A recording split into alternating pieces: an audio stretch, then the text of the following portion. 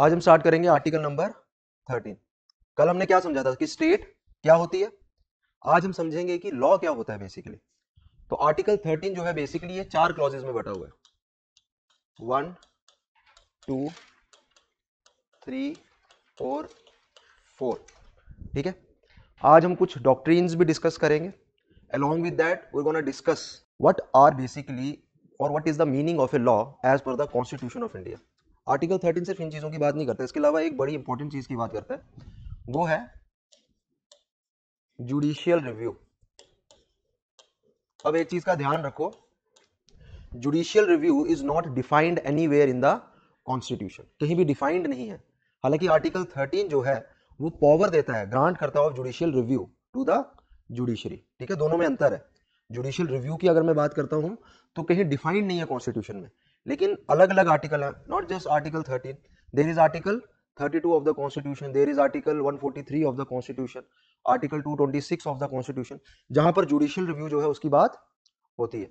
अगर मैं बात करता हूं आर्टिकल 13 में क्लॉजेस की, तो क्लॉज 1 जो है पर्टिकुलरली किसकी बात करता है, प्री कॉन्स्टिट्यूशनल लॉज की।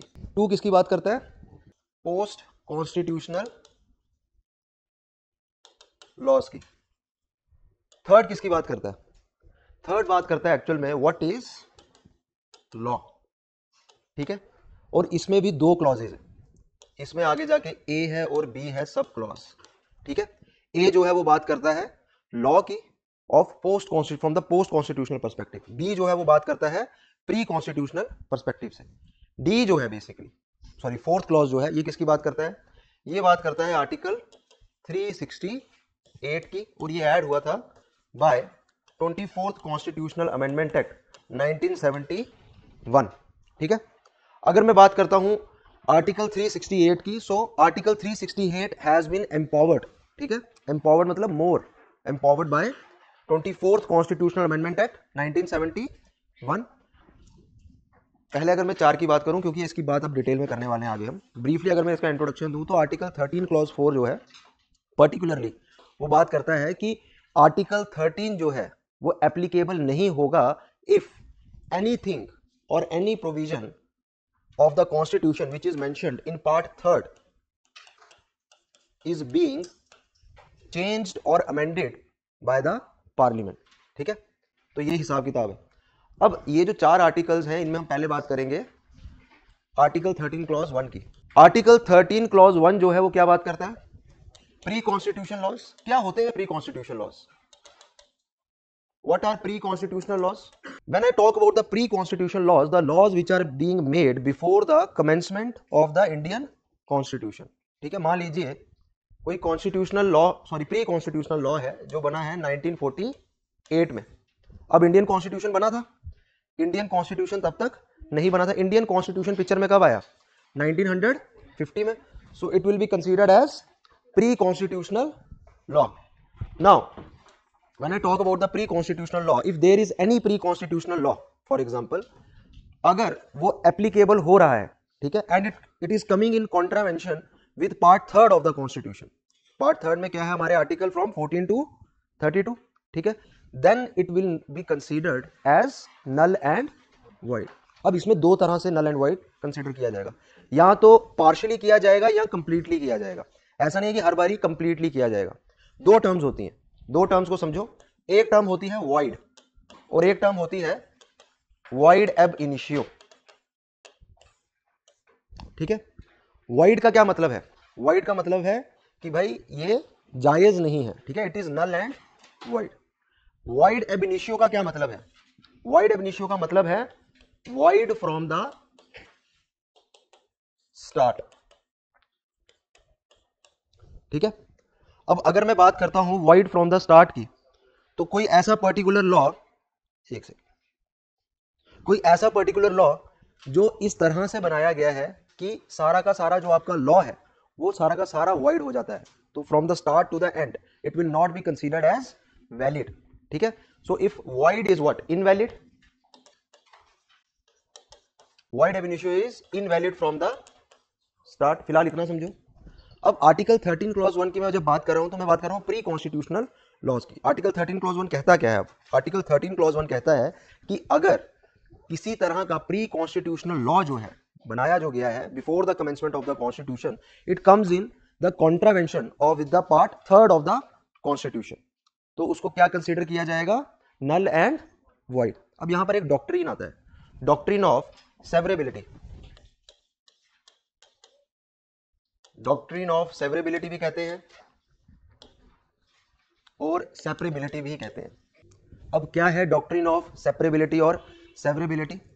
If a particular law is being made in such manner कि उसका कोई पर्टिकुलर जो सेक्शन है वो क्या हो जाता है, वो कॉन्ट्रावेंशन में आता है part third of the constitution के साथ, तो पूरा का पूरा लॉ जो है वो इनवैलिड नहीं माना जाएगा, लेकिन थोड़ा सा जो उसका पार्ट है उसी को सब्ट्रैक्ट या उसी को सेपरेट कर दिया जाएगा और बाकी जो लॉ है उसको इंप्लीमेंट कर दिया जाएगा। For example, there has been the AK Gopalan versus state of Madras case, ये काफी पॉपुलर केस है, इसके बारे में पता होना चाहिए आपको। 1950, अब जो AK गोपालन जी थे ये काफी जाने माने कम्युनिस्ट लीडर थे, ठीक है। अब मद्रास में मद्रास प्रिवेंटिव डिटेंशन एक्ट जो था वो फॉर्मुलेट हुआ था, ठीक है, और वो क्या था, वो प्री कॉन्स्टिट्यूशनल लॉ था, वो अंग्रेजों के टाइम से लॉ चलते आ रहा था। उसमें किसी भी पर्सन को आप डिटेन कर सकते थे फॉर द मैक्सिमम 3 years, ठीक है। अब 3 साल के लिए AK गोपालन को धर लिया, ठीक है। अब यहां पर क्या था, there has been section 14 of the Madras, ये मैं लिखाऊंगा, प्रिवेंटिव डिटेंशन एक्ट, ठीक है।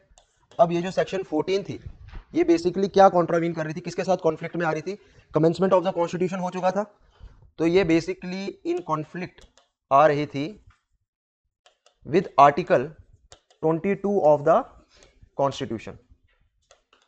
आर्टिकल 22 किस चीज की बात करता है, आर्टिकल 22 दो चीजों की बात करता है, एक बात करता है प्यूनिटिव डिटेंशन की और एक बात करता है प्रिवेंटिव डिटेंशन की, ठीक है। अब यहां पर बात किसकी आ रही थी, प्रिवेंटिव डिटेंशन की बात आ रही थी, and it was coming in conflict, ठीक है। अब सेक्शन 14 जो था मद्रास प्रिवेंटिव डिटेंशन एक्ट का, बेसिकली ये कॉन्ट्रावीन कर रहा था part third of the constitution which is article 22। As per the doctrine of severability, section 14 को सिर्फ सेपरेट किया जाएगा, सेक्शन 14 को सिर्फ कैंसल किया जाएगा, सेपरेट किया जाएगा, ठीक है। बाकी सारा का सारा जो लॉ है वो क्या होगा, एप्लीकेबल होगा, ठीक है। इसी तरह से एक और केस आया था FN Balsara versus state of Bombay 1951। अब उसमें एक बॉम्बे प्रोहिबिशन एक्ट था। अब बॉम्बे प्रोहिबिशन एक्ट में एक सेक्शन 13 था जो फिर से पार्ट थर्ड के साथ कॉन्ट्रावेंशन में आ रहा था। अब उसमें सिर्फ सेक्शन 13 को निकाला गया, बाकियों को नहीं निकाला गया। तो डॉक्ट्रिन ऑफ सेवरेबिलिटी काम कैसे करता है, for example there is a law enacted, law enact किया गया। अब किसी तरह का लॉ इनेक्ट कर देता है पार्लियामेंट जहां पर लॉ में 30 क्लॉजेज है, क्लॉजेज बोल लो या फिर सेक्शंस बोल लो, ठीक है।